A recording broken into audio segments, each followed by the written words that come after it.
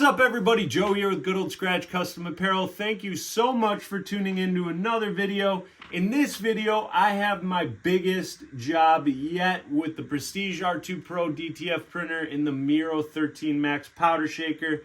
And that is 124 shirts front and back. Damn! So that's 248 transfers in total that I have to get printed out on the Prestige R2 Pro and go through the Miro 13 Max. So I'm really going to put this thing to the test. I know that this would probably be a job that people would probably give to a screen printer because those are the volumes that they would do traditionally. But I'm going to show you guys the power of the DTF setup and what you can do. I also want to give a big shout out to my friend Ryan, who's been a customer of mine for 8+ years that I've been helping him out with his karate studio. So these shirts are for his kids. So this is all very exciting process. First time doing them with the Prestige R2 Pro. So let's get into it and I'll see you on the other side.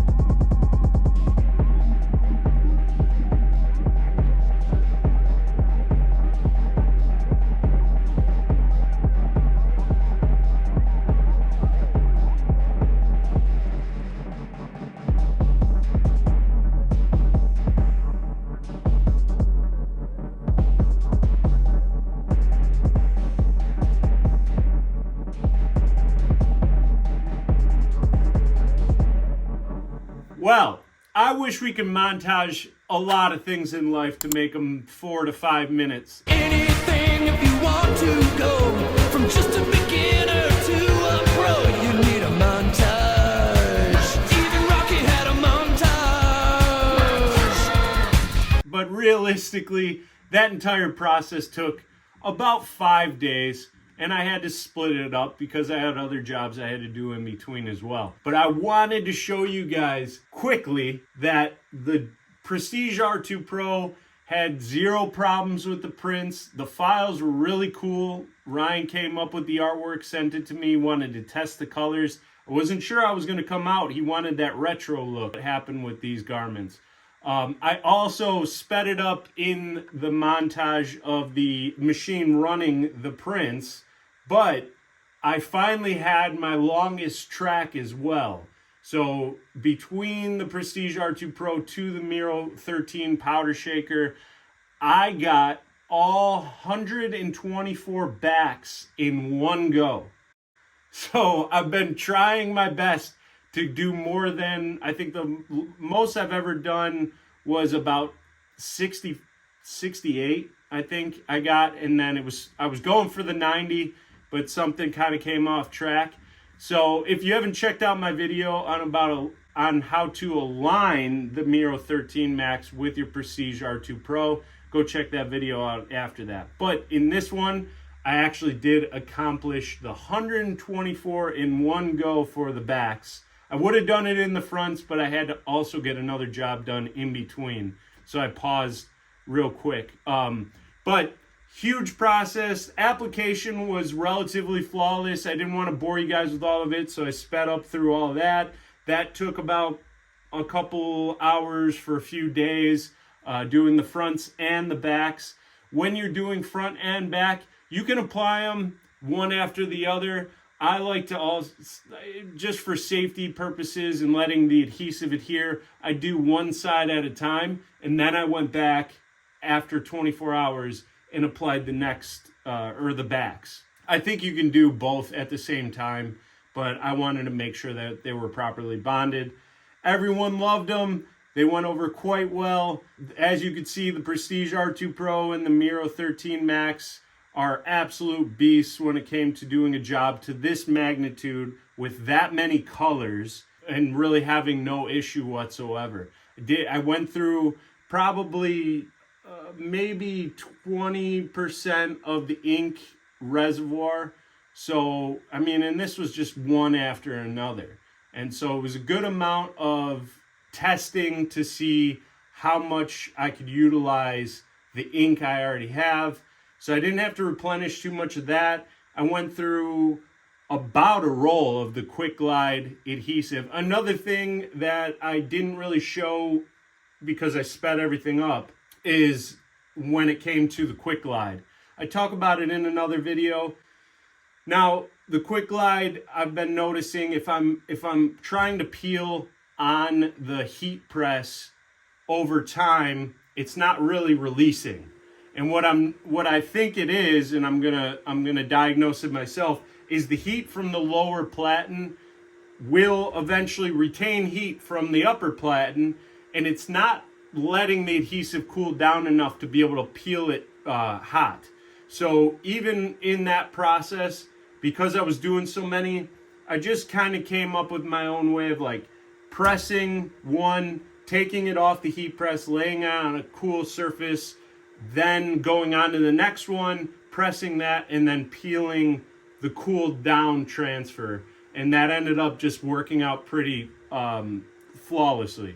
So if you notice that, if you're doing a bunch of jobs with the Quick Glide and you're noticing it's not releasing on the heat press, it's probably because your lower platen is heated up to the point where the adhesive on your transfer isn't bonding enough to pull that carrier sheet.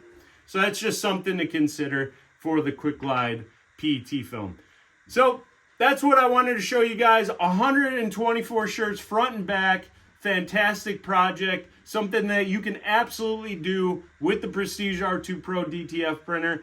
also working in tandem with the Miro 13 Max powder shaker. So if you guys are looking to get your hands on either of those machines or both of them, check out the link that's in the description below. If you have any questions that I didn't go over in this video or you're curious about in this process, please make sure you leave them in the comments. I get to every comment that's in there. Also, please subscribe. Hit that like button. Hit the bell. Follow along. I only have so much longer with this DTF setup. I don't know if I'll continue making videos. I don't know.